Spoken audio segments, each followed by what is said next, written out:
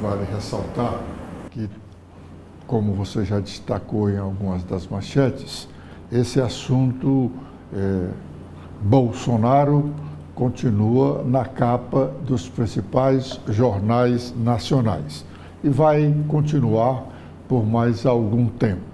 Os advogados do ex-presidente terão que dar esclarecimentos ao ministro Alexandre de Moraes até a noite de hoje, porque ele deu um prazo ontem para que os advogados esclarecessem esses movimentos do ex-presidente Bolsonaro desde a última sexta-feira, quando lhe foi impostas algumas restrições, inclusive com o uso de tornozeleira eletrônica. Ontem, o ex-presidente fez uma festança no Congresso Nacional, embora de recesso, mas ele reuniu alguns parlamentares, vários parlamentares, muitos parlamentares, seus aliados do PL e de outros partidos. E, segundo o entendimento de setores da Justiça, ele está descumprindo a ordem judicial.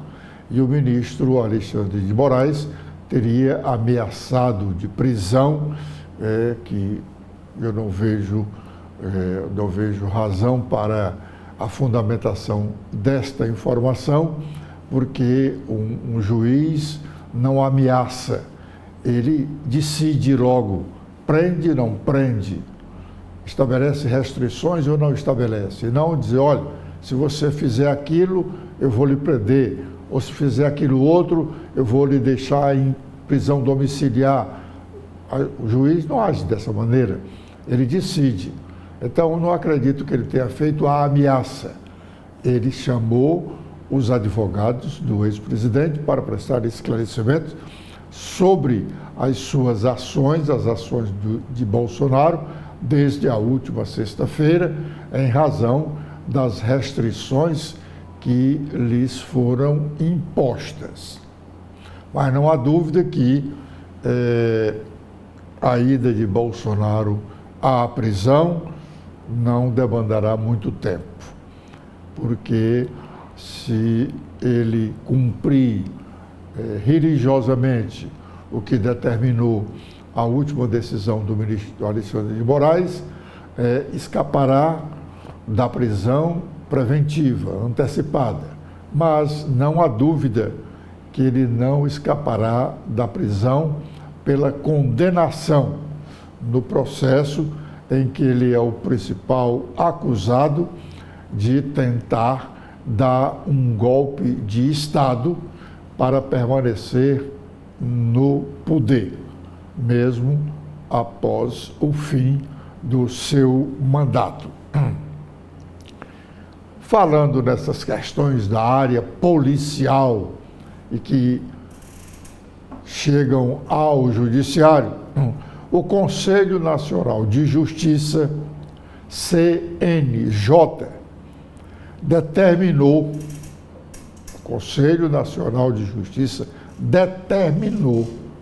a todos os tribunais de justiça do Brasil,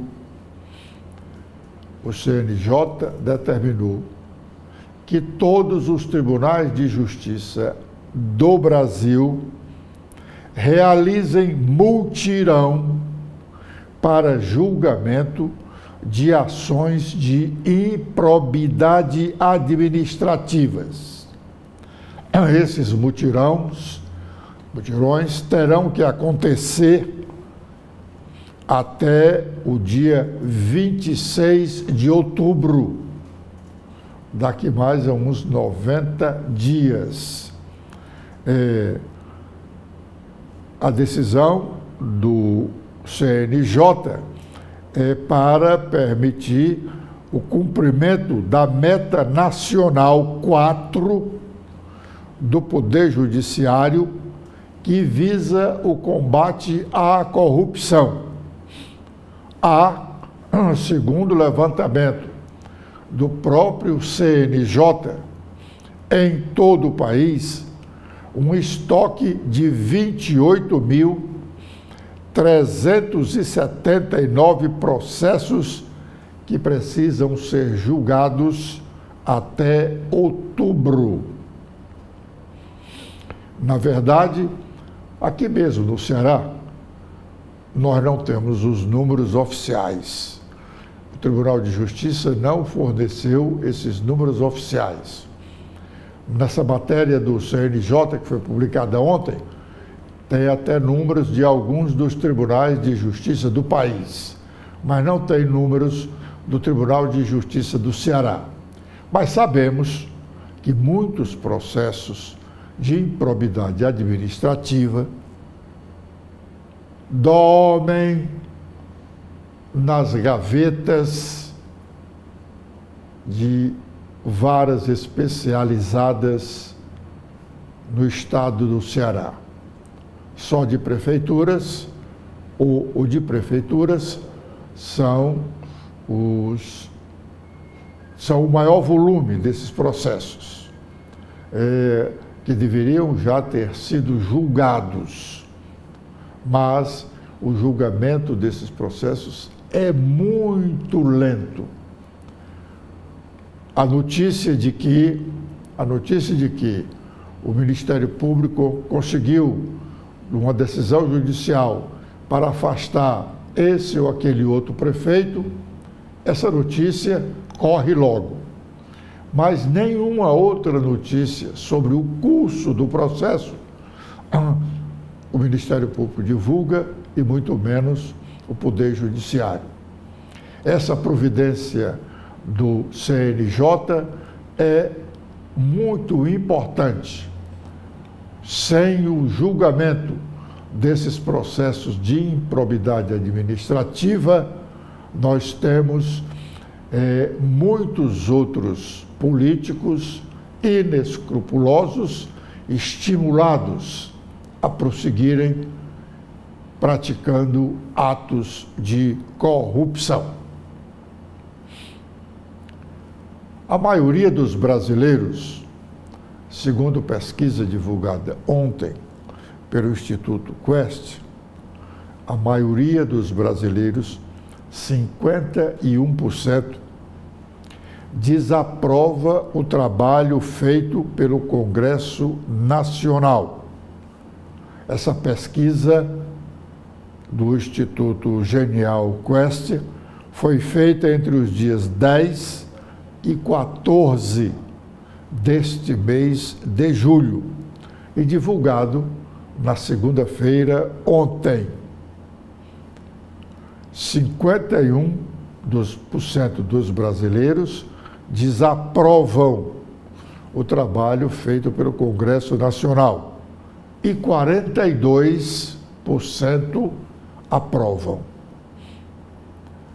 A maior parte dos entrevistados pelo levantamento rejeita o dispositivo das emendas parlamentares e avalia que os recursos destinados por deputados federais e senadores aos estados e municípios é desviada antes de ser convertida em investimentos para a população. Já há algum tempo, nós falamos sobre a corrupção e as emendas parlamentares. As emendas parlamentares, que eu não discordo da sua existência, acho válido que os deputados tenham recursos para destinarem aos seus municípios com o objetivo de construírem obras menores pelas quais ou sobre as quais os municípios, para as quais os municípios não têm o devido recurso. Essas emendas supririam essa deficiência. Mas, no macro, essas emendas parlamentares são um estímulo à corrupção. Ao contrário do que disse O senador Cid Gomes, recentemente, ao defender o deputado federal Júnior Mano, seu correligionário, acusado de desvio de recursos de emendas parlamentares. As emendas parlamentares, em sua maioria, têm servido para comprar votos para os deputados. O deputado destina um determinado valor de uma emenda parlamentar para um município qualquer. O prefeito recebe essa emenda comprometendo-se em votar no deputado. E não só. Em alguns casos, o prefeito ainda devolve um percentual em espécie do valor dessa emenda para o próprio deputado. E quando há obras, e realmente há obras, algumas dessas obras são feitas por construtoras ligadas ao deputado ou ao próprio prefeito.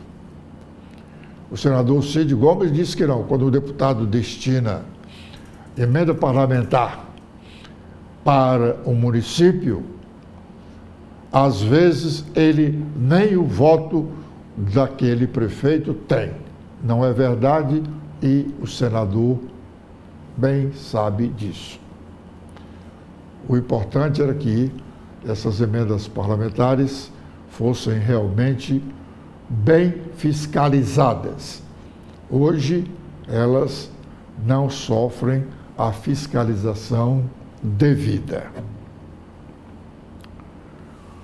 O prefeito Evandro Leitão está contratando um empréstimo de 57 milhões ao Banco Nacional de Desenvolvimento Econômico e Social, BNDES.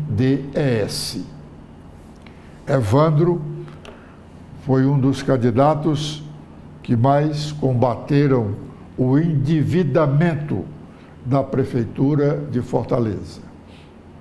Esse empréstimo de 57 milhões a juros altos foi anunciado, ou melhor, foi comunicado oficialmente aos fortalezenses ontem. A propósito, no curso da campanha eleitoral do ano passado, nós aqui na TV da Transparência fizemos uma programação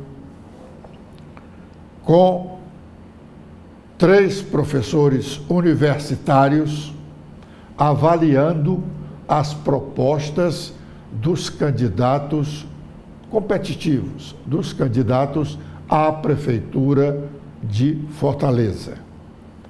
Foi uma avaliação percussiente que esses 3 professores fizeram, sob o comando do professor Clésio Arruda, e vale a pena nós reprisarmos essa avaliação feita pelos professores quanto ao projeto de administração do candidato Evandro Leitão. Já vencemos os primeiros 6 meses da administração. E é interessante ouvirmos o que disseram os professores naquela época, em setembro do ano passado, e o que está acontecendo atualmente. O programa vai ao ar ao meio-dia de hoje. Mas voltemos aqui ao empréstimo. Segundo o Diário Oficial do município, datado de ontem, nas páginas 11 e 12, temos o relato do contrato, com algumas das suas cláusulas. O extrato do contrato diz que firmaram entre si um contrato o Banco Nacional de Desenvolvimento Econômico e Social, BNDES, e o município de Fortaleza. O valor do empréstimo é de R$ 57.648.000. O crédito será posto à disposição da Prefeitura de Fortaleza parceladamente, depois de cumpridas as condições de liberação referidas na cláusula 3ª. A amortização, o principal da dívida decorrente desse instrumento, deve ser pago ao credor em 216 meses. 216 meses, lá próximo de 10 anos.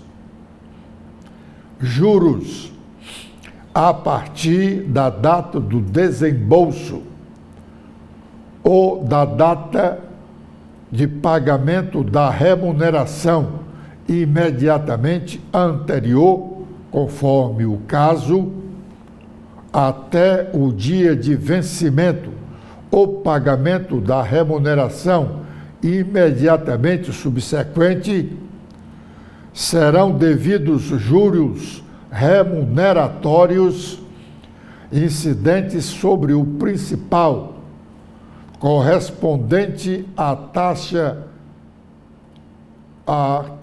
composta pela variação acumulada do Índice Nacional de Preços ao Consumidor Amplo, divulgado pelo IBGE, entre parênteses, IPCA, calculado de forma pro rata temporis, pela taxa de juros prefixadas de 7,54% ao ano e pelo spread de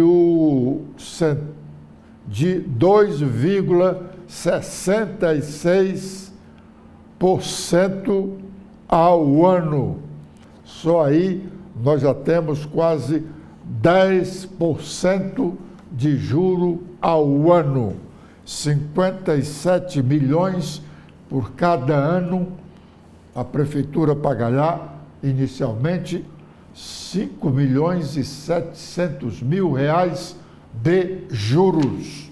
É o endividamento da prefeitura que começa a ser feito pelo prefeito Evandro Leitão. Dizendo isso, nós encerramos a nossa participação.